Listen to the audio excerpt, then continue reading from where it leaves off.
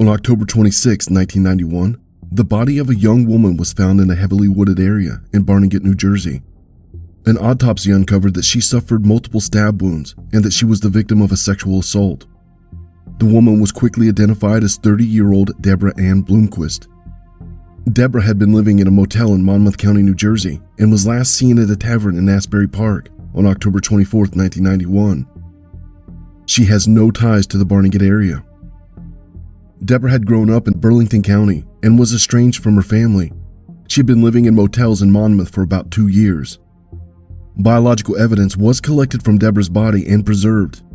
During that time, the technology did not exist to submit evidence for DNA testing. Unfortunately, no leads were established and the case went cold. It would remain that way for some time.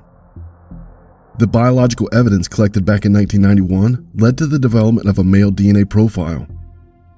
Then, in January of 2022, the case was presented to the New Jersey Office of the Attorney General Cold Case Task Force, and the investigation was reopened. With today's modern technology, detectives were able to identify the DNA collected from the crime scene in 1991 as belonging to John Pelletier, concluding that he was responsible for taking Deborah's life. Pelletier frustratingly passed away in Linton, North Dakota in 2015. He grew up in Barnegat, New Jersey and lived there until 2005. Court records show that Pelletier was charged by the Ocean County Prosecutor's Office in 1999 with theft by deception, making a false statement to obtain a credit card. He pled guilty and was placed on probation. Prosecutor Bradley Billheimer said, "After more than 3 decades, this hideous crime has, at long last, been solved. Though Pelletier never faced justice for his actions in this life, we nevertheless hope this conclusive determination brings some level of peace and closure to the family of Debbie Ann Bloomquist. I'd like to thank the New Jersey Office of the Attorney General and the New Jersey State Police for the creation of the Cold Case Task Force. The resources made available through the collaborative investigative process the Cold Case Task Force provides allowed us to finally solve this heinous crime. Barnegat County Township Chief of Police Keith Germain and Barnegat Township Detective William Hedrick deserve a lot of credit for never giving up on this case. I am grateful for their efforts," Billheimer stated.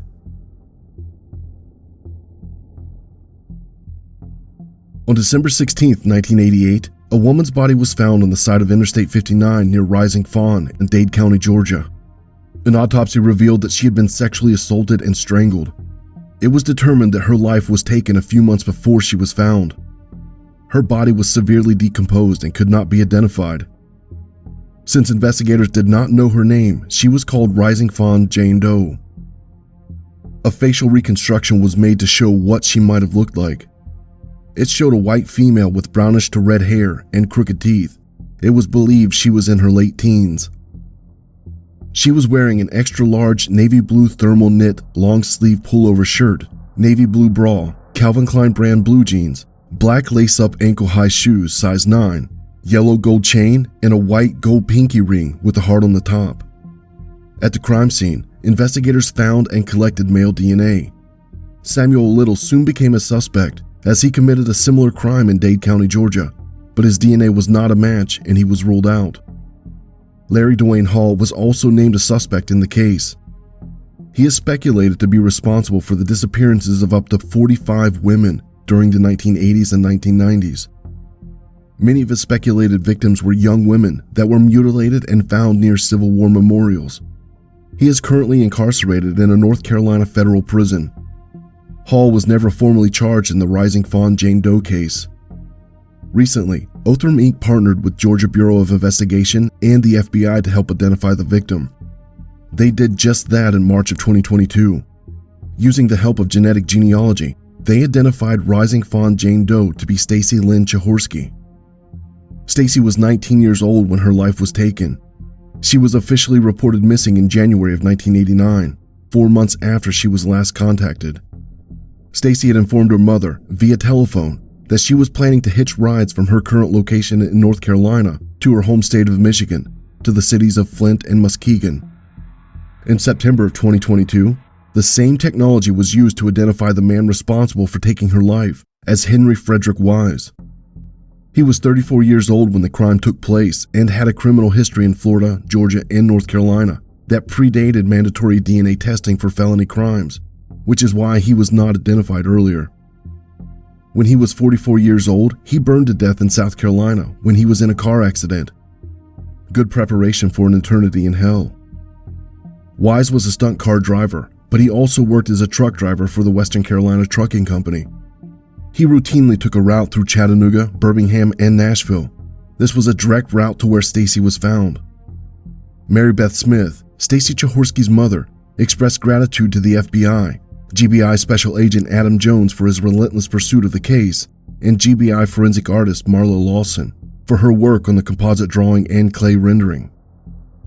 She also thanked Dade County Sheriff Ray Cross, all the people in Dade County who took care of Stacey as she was brought home to Norton Shores, Michigan, and the Norton Shores Police Department for never giving up on finding her.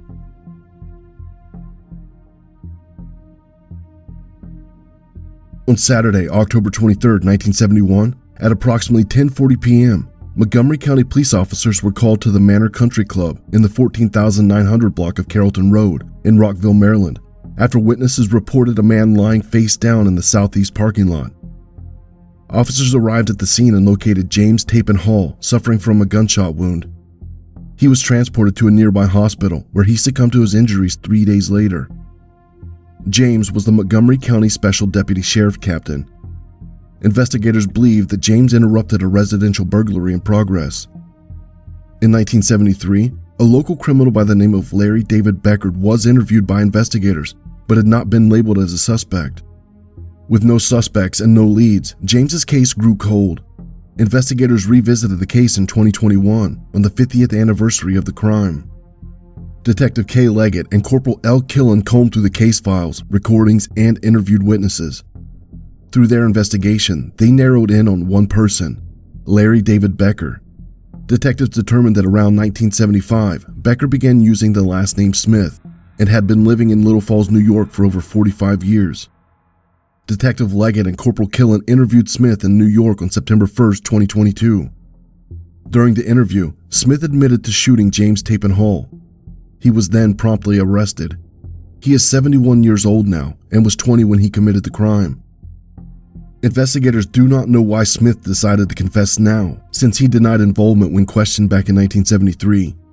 He is currently waiting to be taken to Maryland to face the charges against him. The department said the investigation is ongoing, and detectives ask anyone with information regarding Smith's involvement to call the Major Crimes Division at this number. Investigators say on the day of the shooting, James was off duty and was working as a private security guard at Manor Country Club.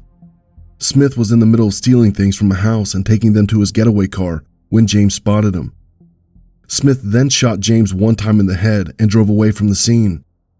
Smith now claims that it was an accident. Montgomery County Police said this was the oldest cold case they had ever solved.